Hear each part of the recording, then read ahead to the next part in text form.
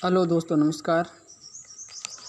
हमने इतिहास में विषय में जो मुग़ल काल का जो टॉपिक चल रहा था उसमें बाबर और हुमायूं के बारे में पढ़ लिया था।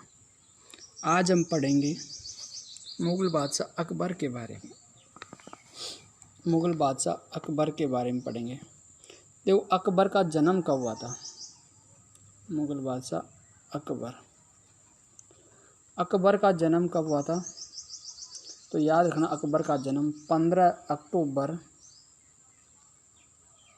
1542 को। कब हुआ था? 15 अक्टूबर 1542 को अकबर का जन्म हुआ था। अकबर के बचपन का नाम, बचपन में अकबर का क्या नाम था?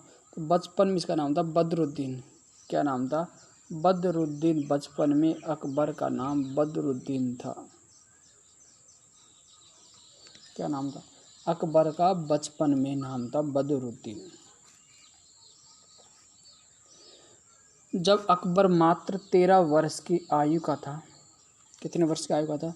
जब अकबर मात्र 13 वर्ष की आयु का था तो तब इसको गजनी, पहले तो गजनी का, फिर गजनी से गजनी, फिर लाहौर का भी,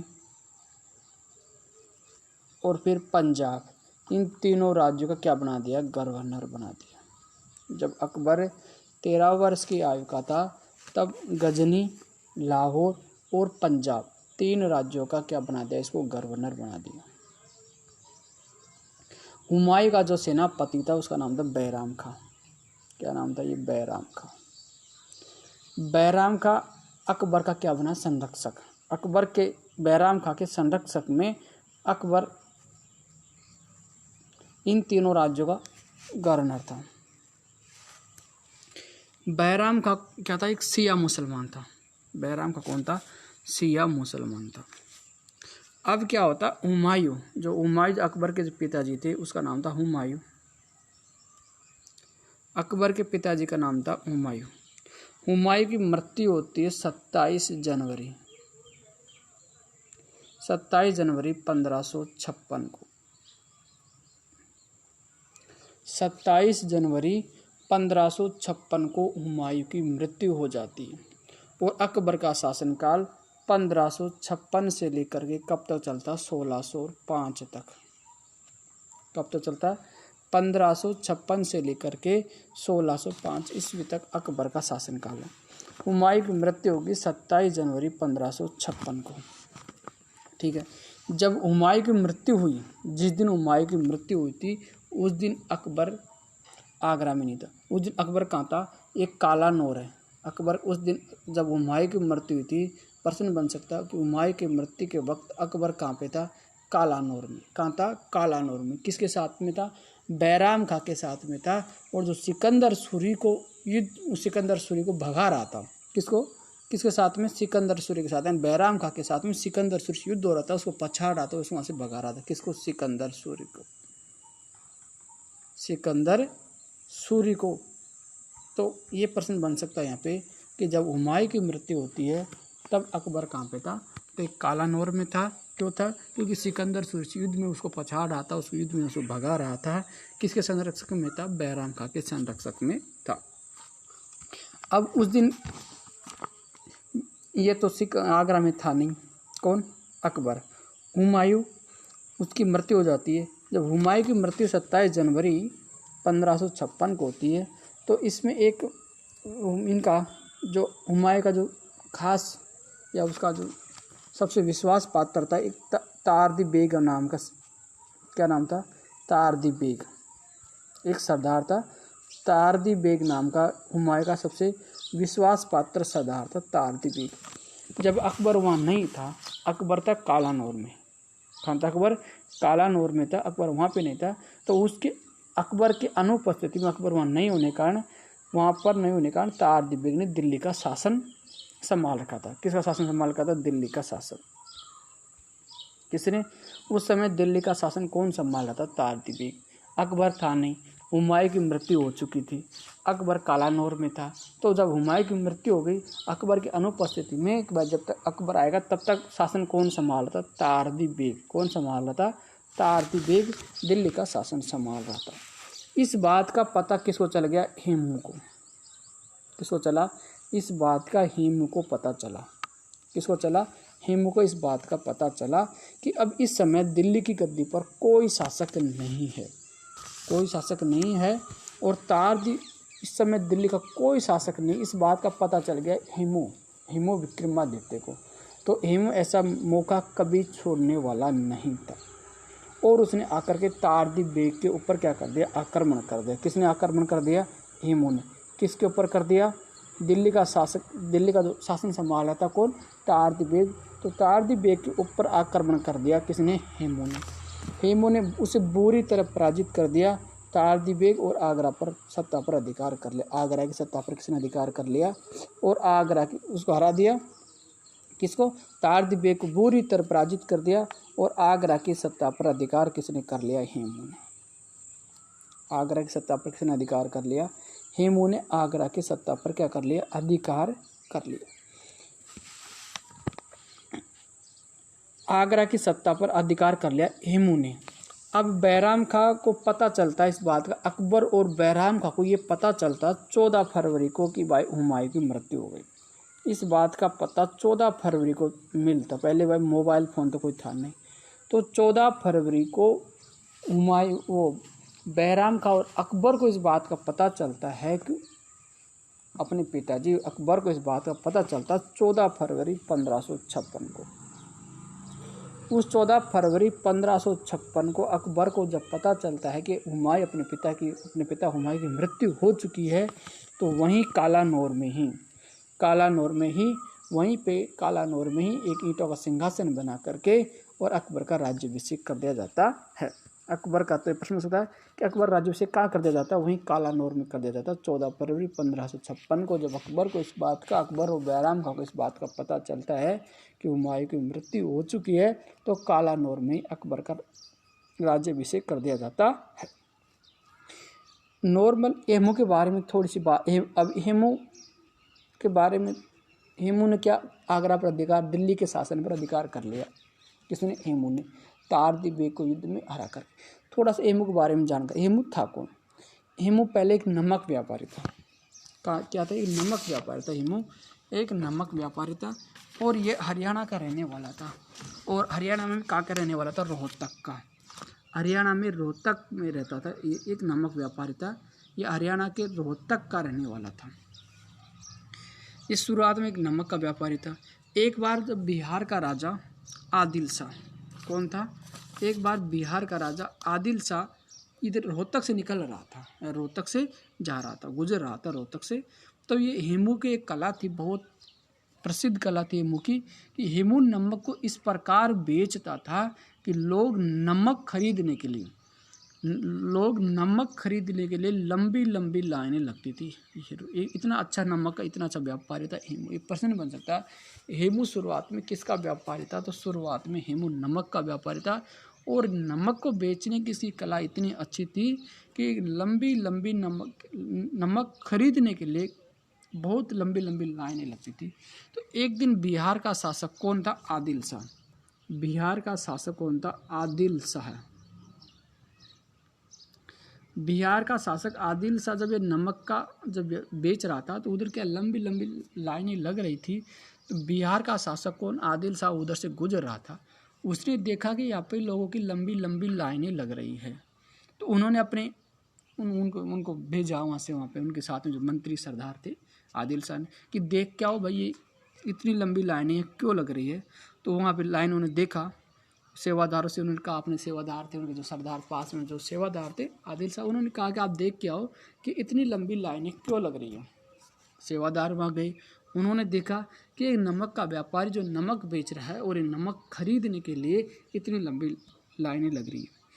तब आदिल शाह को इस बात का बड़ा आश्चर्य हुआ कि यार एक नमक का व्यापारी नमक को बेचने के लिए इस प्रकार इतनी लंबी इतनी लंबी लाइनें लग सकती है, तो इस व्यक्ति को तो मैं अपने राजकाज में ले जा करके वहाँ करूँ कि मैं इसे मुनाफा कमाऊँगा, वहाँ एक काम करेगा बेचने का और मैं वहाँ से मुनाफा कमाऊँगा। तो उस दिन हेमू को आदिल शाह अपने साथ बिहार ले जाता है और उसको राजकीय सेवा में रखा गया। तो ये इंटेलिजेंट शुरू से ही बहुत था, निपुण था व्यक्ति, बहुत ही निपुण व्यक्ति था शुरू से ही हेमू। तो शीघ्र ही उसने और वहाँ पे बहुत अच्छा काम किया। तो अच्छा काम किया तो आदिल शाह खुश हुआ, तो इसको शीघ्र ही क्या हुआ, एक मंत्री पद दे दिया और मंत्री पद इसको पा लिया। और धीरे धीरे मंत्री पद में इतना अच्छा अच्छा काम करने लगा ये कि धीरे धीरे जो राजा था आदिल शाह उसका तो महत्व कम होने लगा और हेमू का बहुत बड़ा महत्व बहुत बढ़ने लगा। उस समय हेमू का महत्व बढ़ने लगा और राजा का वहाँ महत्व कम होने लगा। और जब हेमू जब वहाँ का मंत्री था आदिल शाह का, तो उसके पास सेनापति सब इनके पास थे। और जब हेमू को जब इस बात का पता चला कि दिल्ली की गद्दी पर इस समय कोई नहीं है, हुमायूं की मृत्यु हो चुकी है, अकबर वहाँ था नहीं, और एक तारदी बेग नाम का जो इसका जो हुमायूं का जो विश्वास पात्र एक सरदार था तारदी बेग, वो शासन संभाल रहा, लेकिन वहाँ पे कोई राजा महाराजा कोई ही नहीं इस समय। तो हेमू का ऐसे पता लगता है, हेमू इस ऐसे मौके को खोने वाला आदमी नहीं था, इतना अच्छा इंटेलिजेंट आदमी था। तो उसने वहाँ से आया, तुरंत दिल्ली का कोई शासन नहीं हुआ, तुरंत तारदी बेग पर आक्रमण किया और तारदी बेग को युद्ध में बुरी तरह हरा दिया। और आगरा जो दिल्ली के उस समय राजधानी बना रखी थी मुगल शासकों ने, और आगरा पर अधिकार कर लिया। तो हेमू क्या था, अंतिम हिंदू सम्राट था जिसने विक्रमादित्य की उपाधि धारण की थी। जब इन्होंने दिल्ली पर अधिकार कर लिया, हेमू ने जब दिल्ली पर अधिकार कर लिया, तो किसकी उपाधि धारण की उसने, विक्रमादित्य की। किसकी उपाधि धारण की, विक्रमादित्य की उपाधि धारण की। विक्रमादित्य की उपाधि धारण की किसने, हेमू ने। जब दिल्ली पर अधिकार कर लिया, दिल्ली का महाराजा बन गया, तो ये अंतिम हिंदू सम्राट था हेमू। प्रश्न बन सकता है कि वह अंतिम हिंदू सम्राट कौन था जिसने विक्रमादित्य की उपाधि धारण की, तो वो था हेमू। हेमू अंतिम हिंदू सम्राट था जिसने विक्रमादित्य की उपाधि धारण की। अब युद्ध में जीत गया, तो तारदी बेग को मारकर, इतना बुरा मारकर वहाँ से निकालते हुए उन्होंने ये कहा था, किसने, हेमू ने ये कथन जारी किया कि तुर्कों को जाकर कह देना। तुर्क कहता था, जो मुगल सम्राट थे इनको क्या कहता था, वो तुर्क कहता था। हेमू क्या कहता था, इन मुगलों को क्या कहता था, तो ये प्रश्न पूछ सकता है कि वह हेमू मुगलों को किस नाम से कहता था, तुर्कों के नाम से, तुर्क। तो उन्होंने इतनी बुरा उसको मार करके, इतना बुरी तरह युद्ध में हरा करके वहाँ से अधिकार करने के बाद भी इतना बुरा मारा। फिर उनसे तारदी बेग से ये कहा, किसने, हेमू ने, कि जाके उन तुर्कों से यह कह देना कि वापस आगरा की तरफ वापस ना लौटे, आगरा की तरफ वापस ना लौटे। हिंदुस्तान हिंदुओं का था, वैदिक संप्रदाय के लोगों का था, और हिंदुस्तान पर राज भी हिंदू ही करेंगे, यहाँ के हिंदू ही यहाँ पर राज करेंगे। ये बात कही थी किसने, हेमू ने। क्या कहा था, हेमू ने तारदी बेग को मारकर यहाँ से निकालते हुए कहा था कि जाकर उन तुर्कों से ये कह देना कि हिंदुस्तान हिंदुओं का था, वैदिक संप्रदाय के लोगों का था, और हिंदुस्तान पर राज भी वे ही करेंगे। इस बात का पता चलता है कि वह हिंदुओं का, एक हिंदू के पक्ष में बहुत बड़ा सम्राट था। उसके हिंदुओं के लिए उसकी काफ़ी बड़ी बड़ी सोच थी, और लगभग 8 से 9 माह तक इन्होंने दिल्ली पर शासन किया। किसने, हेमू ने। लगभग 8 से 9 माह के बीच में इन्होंने शासन किया था दिल्ली पर। अब तारदी बेग ये समाचार लेकर के, तारदी बेग को जब यहाँ से निकाला, तारदी बेग ये समाचार लेकर के पंजाब पहुँचता है, और यह पता चलता है कि दिल्ली पर विक्रमादित्य ने कब्जा कर लिया। जब ये तारदी बेग जब पंजाब पहुँचता, कालानौर पहुँचता, जहाँ अकबर और जहाँ बैराम खाते, वहाँ ये बात पहुँचता है।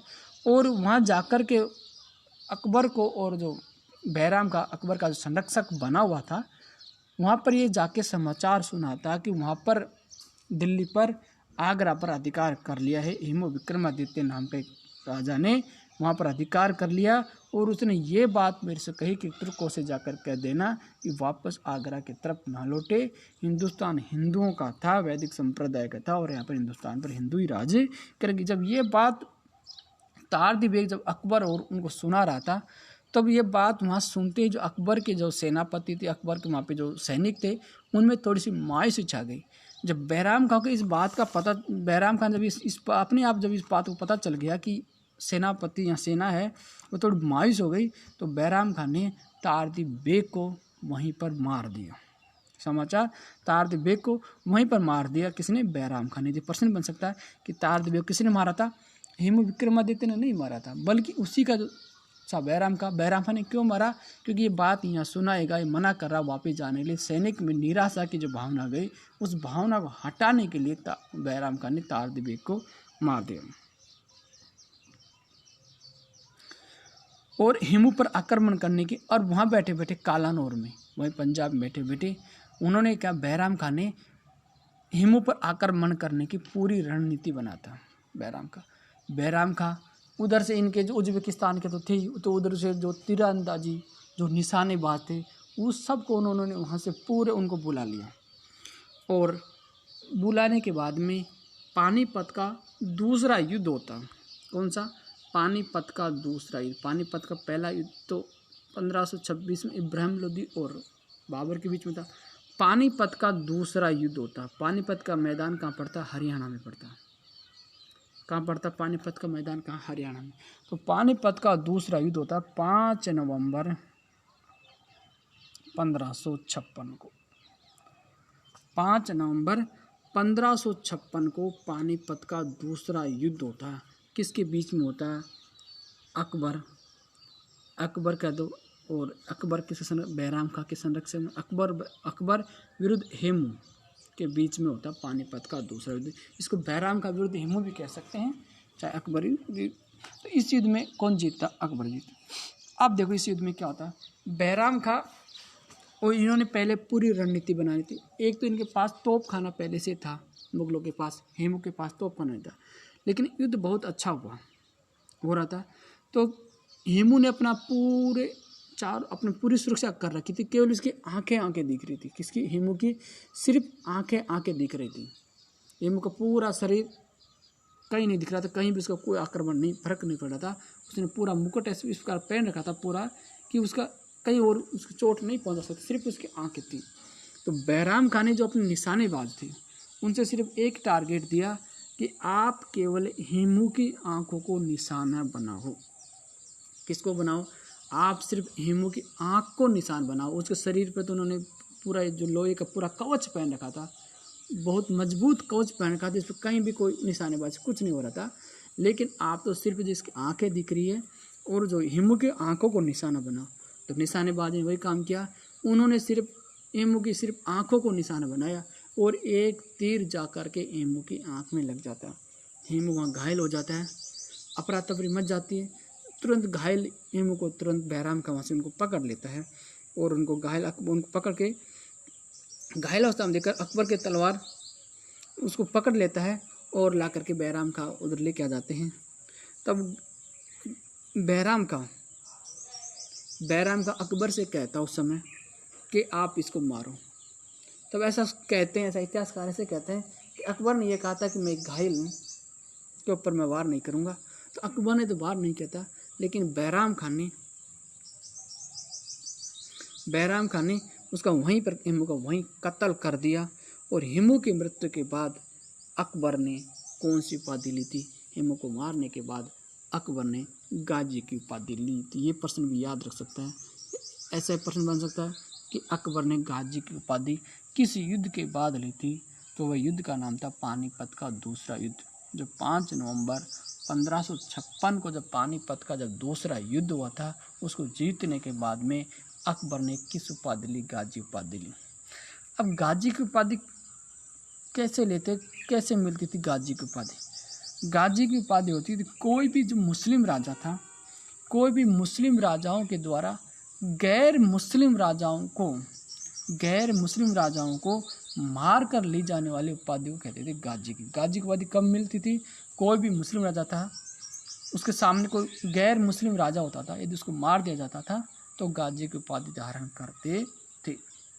मुसलमान को नहीं, गैर मुस्लिम शासकों। तो हेमू गैर मुस्लिम हिंदू था, अकबर तो मुसलमान था। तो हेमू को मारने के बाद में, गैर मुस्लिम शासक मारने के बाद में गाजी की उपाधि धारण करते थे। कौन? जो मुस्लिम शासक थे। तो गाजी की उपाधि इन्होंने धारण की। अकबर का जन्म हो गया था 15 अक्टूबर 1542 को। कहाँ हुआ था? अकबर का जन्म 15 अक्टूबर 1542 को कहाँ पे होता? अमरकोट। और अमरकोट वर्तमान में कहाँ पर है? पाकिस्तान में। अमरकोट में इसका जन्म होता है। और अमरकोट वर्तमान में कहाँ पे? पाकिस्तान में। कहाँ पर है? पाकिस्तान में। अकबर के पिता का नाम क्या था? हुमायूं था। अकबर के पिता का नाम तो हुमायूं था ही। और माता का नाम था हमीदा बानो। क्या नाम था? माता का नाम था हमीदा बानो। याद रखना, अकबर की माता का नाम था हमीदा बानो। अकबर की माता का नाम था हमीदा बानो, पिता का नाम हुमायूं। 15 अक्टूबर 1542 को अमरकोट में, जो वर्तमान पाकिस्तान में पड़ता अमरकोट, वहाँ पे अकबर का जन्म होता है। अकबर का लालन पालन या लालन पोषण, इसका लालन पालन मेवात में हुआ। अकबर का लालन पालन कहाँ पे हुआ था? मेवात में। कहाँ हुआ? ये प्रश्न बन सकता है कि अकबर का लालन पालन कहाँ हुआ था? मेवात में। अकबर की जो शादी पहली, अकबर का जो पहला निकाह था जब अकबर 9 वर्ष का था। कितने वर्ष का था? अकबर जब 9 वर्ष का था, जब अकबर 9 वर्ष का था, आयु में अपने चाचा जो हिंदाल था, हिंदाल की पुत्री रुकैया के साथ में। किसके साथ में? हिंदाल की पुत्री थी। क्या? एक हिंदाल के, इसके चाचा ही, इनके अकबर ने अपने चाचा हिंदाल की पुत्री रुकैया के साथ में, किसके साथ में? रुकैया के साथ में निकाह किया था। जब अकबर 9 वर्ष का था तब अकबर ने अपने चाचा हिंदाल की पुत्री रुकैया बेगम के साथ में विवाह किया था। किस साथ में किया था? रुकैया बेगम के साथ में किया था। अकबर की माँ हमीदा बानो थी। क्या नाम था? हमीदा बानो। हमीदा बानो को क्या कहते थे? मरियम हक्कानी की उपाधि दी गई। किसकी उपाधि? मरियम हक्कानी की उपाधि दी गई। मरियम हक्कानी की उपाधि दी गई। मरियम हक्कानी की उपाधि किसको दी गई थी? हमीदा बानो।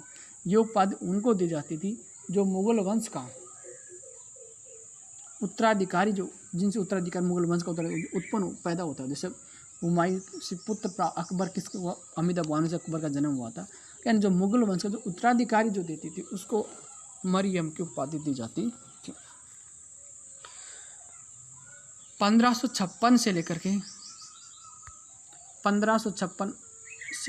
1560 तक, यानी जब अकबर बिल्कुल, उसकी आयु बहुत कम थी, तो 1556 से लेकर के 1560 तक के काल को बैराम का खाल के शासनकाल के नाम से भी जानते हैं। बैराम खा के शासनकाल के नाम से भी इसको जानते हैं। यानी जो बैराम खा जो कहता था वही अकबर करता था। बैराम खा के निर्देशन से ही अकबर शासन सत्ता चला रहा था। तो 1556 से लेकर के 1560 तक का बीच में जो 4 साल जो शासनकाल था, इसको बैराम खा के शासनकाल के रूप में जाना जाता था। अब बैराम खा, इसका मुगल वंश का बहुत ही विश्वास पात्र सेनापति था। इनका भाग वो कुछ, लेकिन धीरे धीरे परिस्थितियाँ कुछ अलग होने लग जाती है। धीरे धीरे परिस्थितियाँ, समय जब अलग आता है तो परिस्थितियाँ अलग अलग होने लग जाती है। धीरे धीरे बैराम खा और अकबर के बीच में दुश्मनी होने लगी। धीरे धीरे वक्त के साथ में बैराम खा और अकबर के बीच में दुश्मन होने लगी। बैराम खा और अकबर की सेना में तिलवाड़ा में युद्ध हुआ। कहाँ पे? बैराम खा के बीच में और अकबर के बीच में एक युद्ध हो जाता, छोटा सा युद्ध होता। बैराम खा और अकबर के बीच में एक युद्ध हो जाता है। अकबर के बीच में, बैराम खा और अकबर के बीच में एक युद्ध होता। वो युद्ध कहाँ होता? तिलवाड़ा में एक युद्ध होता है। और इस युद्ध के अंदर अकबर बैराम खा को हरा देता है और बैराम को पछाड़ लेता। और अकबर को जब बैराम खा युद्ध में अकबर से हार जाता है तो बैराम खा को पकड़कर जब अकबर के सामने लाया जाता है, युद्ध में हार गया बैराम खा, तो उसके अकबर के जो सेनापति, जो सेना सैनिक थे, वे बैराम खा को पकड़ कर अकबर के सामने लाते हैं। तो अकबर ने बैराम खा के सामने 3 शर्त रखता। अकबर बैराम खा के सामने कितनी शर्त रखता? 3 शर्त रखता। अकबर कहता है बैराम खा से 3 शर्त कौन कौन सी? पहली शर्त कहते हैं कि आप चंदेरी या कन्नौज को संभाल लो। भाई आप चंदेरी को और कन्नौज, इन दोनों प्रदेशों को आप संभालो। किन कौन कौन से? चंदेरी व कन्नौज, इन दोनों प्रदेशों को आप संभाल लो। एक बात ये कहता है। दूसरी बात कहता है यदि ये नहीं काम करते आप तो मुगल वंश का सुरक्षा सलाहकार बन जाओ। क्या बन जाओ? सुरक्षा सलाहकार बन जाओ। मुगल सेना का सुरक्षा सलाहकार बन जाओ। सलाहकार बन जाओ। ये भी नहीं करते हो, अब तीसरी शर्त उन्होंने रखी कि आप मक्का मदीना की तीर्थ यात्रा पर चले जाओ, मक्का मदीना की तीर्थ यात्रा पर चले जाओ। 3 शर्त रखता उनके सामने, बैराम खां के सामने अकबर ने 3 शर्त रखी, या तो आप चंदेरी कन्नौज को संभालो, या सुरक्षा सलाहकार बन जाओ, या मक्का मदीना के तीर्थ यात्रा पर चले जाओ। बैराम खां को अपना जो पहले बैराम खां, तो इसका सबसे शासनकाल ये चला रहा था, बैराम खां जो मुगल से शासनकाल ये चला रहा था, तो उसको तो उससे छोटा पद कुछ नहीं चाहिए था। पहले वाला जो पद था उससे छोटा पद इसको बैराम खां को नहीं चाहिए था। तो बैराम खां ने अपना तीसरा जो मक्का मदीना की तीर्थ यात्रा पर जाने वाला ऑप्शन, या वो तीसरी शर्त अंत में ये शर्त मानता है कि मैं मक्का मदीना की यात्रा पर जाऊँगा। जब बैराम खां मक्का मदीना जो मुसलमानों का जो सबसे पवित्र स्थान मानते हैं मुस्लिम धर्म के लोग, मक्का मदीना जो सबसे पवित्र स्थल है, तो उसकी यात्रा पर जा रहा था। तो गुजरात के पाटन के नामक स्थान पर एक मुबारक खां पठान, कौन था, जब मक्का मदीना की यात्रा पर बैराम खां जा रहा था, तो गुजरात के पाटन नामक स्थान पर कौन, मुबारक खां पठान, मुबारक खान पठान, एक मुबारक खां पठान के पिता की हत्या मच्छीवाड़ा के युद्ध में बैराम खां ने की थी। किसने की थी? जब मच्छीवाड़ा का जब युद्ध हुआ था, उस युद्ध के अंदर बैराम खां ने मुबारक खान पठान के पिता की हत्या कर दी थी मच्छीवाड़ा युद्ध में बैराम खां। अब बैराम खां जब मक्का मदीना की तीर्थ यात्रा पर जा रहा था, तो मुबारक खां पठान इस मौके को खोना नहीं चाहता था, इस समय को खोना नहीं चाहता, इस मौके को खोना नहीं चाहता था। और मुबारक खां पठान के साथ बैराम खां की झड़प होती है, और 1560 में बैराम खां मारा जाता है। 1560 में बैराम खां मारा जाता है। कौन मारता है? मुबारक खां पठान इस बात को मारता है। मुबारक खां पठान बैराम खां को 1560 में मार देता है। तो यानी 1556 से 1560 के बीच शासनकाल था, वो बैराम खां का शासनकाल माना जाता है मुगल वंश में। अब बैराम खां की जब मुगल वहाँ पे मुबारक खां पठान जब बैराम खां को मार देता है, तो अकबर को जब इस बात की पता चलती है कि बैराम खां को मार दिया गया है गुजरात के पाटन नामक स्थान पर, तो अकबर बैराम खां को खान बाबा कहते थे। अकबर खान, अब ये प्रश्न बन सकता है अकबर खान बाबा किसको कहते थे? तो बैराम खां को खान बाबा के नाम से पुकारते थे, अकबर खान बाबा कहते थे अकबर बैराम खां को। जब अकबर को इस बात का पता चलता कि खान बाबा की मृत्यु हो जाती है, तो अकबर उनके जो परिवार वाले, जो उसके साथ में उसकी औरत थी, उसका बच्चा था, इनको बुलाता अपने पास, वापस अपने पास बुला लेता उसकी औरत को और उसके बच्चे को, उसका लड़का था उसको और उसकी औरत को वापस अकबर अपने वहाँ पास बुला लेता। और बैराम खां की जो विधवा पत्नी, उसका नाम था सलीमा बेगम। क्या नाम था? सलीमा बेगम। सलीमा बेगम कौन थी? सलीमा बेगम बैराम खां की पत्नी थी। अब बैराम खां मर जाता है तो ये विधवा हो गई सलीमा बेगम, तो सलीमा बेगम से निकाह कर लेता अकबर। इसकी बैराम खां की विधवा बेगम सलीमा बेगम से अकबर क्या कर लेता? निकाह कर लेता है। अकबर क्या कर लिया? इस सलीमा बेगम से अकबर ने क्या कर लिया? निकाह कर लिया है, उसे विवाह कर लेता है। और उनका जो पुत्र था, इसका नाम था अब्दुर रहीम। क्या नाम था? पुत्र का नाम था अब्दुर रहीम था। क्या नाम था? अब्दुर रहीम। बैराम खां के पुत्र का नाम था अब्दुर रहीम। इस अब्दुर रहीम को शिक्षा के लिए बैठाता है, शिक्षा इसको पढ़ाई लिखाई के लिए, शिक्षा के लिए इसको बैठा देता है, और उसकी विधवा पत्नी से स्वयं अकबर निकाह कर लेता है। और अब्दुर रहीम आगे चल करके खाने खाना पद के भी हासिल करता है, खाने खाना पद हासिल करता है अब्दुर रहीम। और अकबर के नवरत्न में अब्दुर रहीम खाने खाना के नाम से जाना जाता है। और अकबर के द्वारा अब्दुर रहीम को फरजंद की उपाधि भी दी जाती है। फरजंद की उपाधि, ये प्रश्न बन सकता है कि फरजंद की उपाधि किसको दी जाती है? अकबर द्वारा फरजंद की उपाधि अब्दुर रहीम को दी जाती है। और अब्दुल रहीम आगे चल करके अब्दुल रहीम खाना बनता है। तो ठीक है दोस्तों, आज बैराम खां की मृत्यु तक पढ़ेंगे, कल देखेंगे आगे से आगे वाला शासनकाल कल।